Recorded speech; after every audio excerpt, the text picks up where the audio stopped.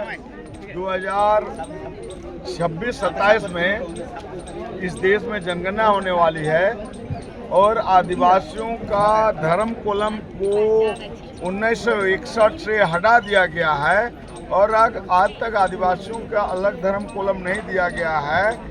हमारी पहचान को ख़त्म कर दिया गया है। इसी पहचान को बहाल करने के लिए, इसको रीस्टोर करने के लिए जो हमारा आदिवासी धर्म कोलम था उसको पुनः बहाल करने के लिए हम लोग आज जो है पूरे देश के आदिवासी जो है एकजुट हुए हैं और माननीय प्रधानमंत्री और गृह मंत्री से हम लोग गुहार लगा रहे हैं, उनसे मांग कर रहे हैं कि हमारे जो आदिवासी धर्म था उसको रिस्टोर कर दीजिए और 2026-27 के जनगणना में हम लोगों को जगह दे दीजिए। क्योंकि आदिवासी किसी भी हिसाब से हिंदू नहीं है, लेकिन जबरदस्ती इस पूरे देश में हम लोगों को आदिवासी को हिंदू बनाया जा रहा है, धर्मांतरण किया जा रहा है, हमारे साथ जुल्म किया जा रहा है।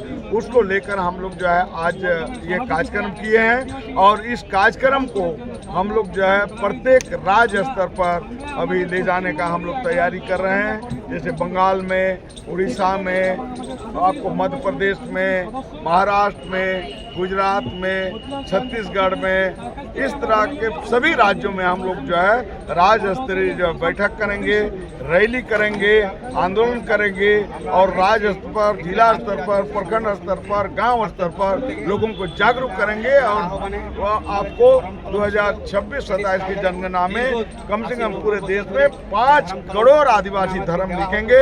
इस तरह का यहाँ जो है संकल्प लिया गया। तो क्या आगे भी इससे ज्यादा हुजूम में अगर यहाँ पे जुटेंगे, अगर मांगे पूरी नहीं होती तो? निश्चित रूप से हम लोग ये निर्णय कर रहे हैं कि आप धरना प्रदर्शन नहीं, आप जो है रामलीला मैदान में जो है लाखों की संख्या में हम लोग रैली करेंगे और जो सरकार के कानों तक उसका आवाज पहुंचाएंगे कि भाई आदिवासियों को अलग धर्म कोलम चाहिए, अलग। चूंकि आप सभी जानते हैं कि जनगणना ही हिस्सेदारी का आधार है और हमारा धर्म कोलम नहीं होने से हमारा गिनती सही नहीं हो रही है, जिससे हमारा एमपी का सीट, एमएलए का सीट, IAS, IPS स्टेट स्तर पर का जो नौकरी है उसमें हमको नुकसान हो रहा है। ट्राइबल सब प्लान में हमको कम पैसा मिल रहा है। इसलिए हम आदिवासी जो है अपने धर्म कोलम के लिए, अपनी जनगणना के लिए, अपनी अस्तित्व, संस्कृति, भाषा को बचाने के लिए हम लोग जो है अब रामलीला मैदान में जुटे। लेकिन आरएसएस प्रमुख मोहन भागवत कह रहे हैं कि आप जैसे अगवा नेता आप लोग दिग्भ्रमित कर रहे हैं आदिवासी समाज को। देखिए, उनका कहना है कि भाई सरना सनातन एक है, लेकिन आदिवासी जो है जल जंगल जमीन के रक्षक हैं और जो बोल रहे हैं जो जिनको वे कौन आज भारत देश का जंगल को, पहाड़ को, पानी को, नदी को कौन खत्म कर रहा है? केवल कहने से थोड़ी होता है कि मैं प्राकृतिक पूजक हूँ। आदिवासी तो जल जंगल जमीन के लिए जान दिया है हजारों सालों से और जो लोग आज जो है इस दुनिया को उजाड़ रहे हैं वो कह रहे हैं कि हम प्राकृतिक रक्षक हैं।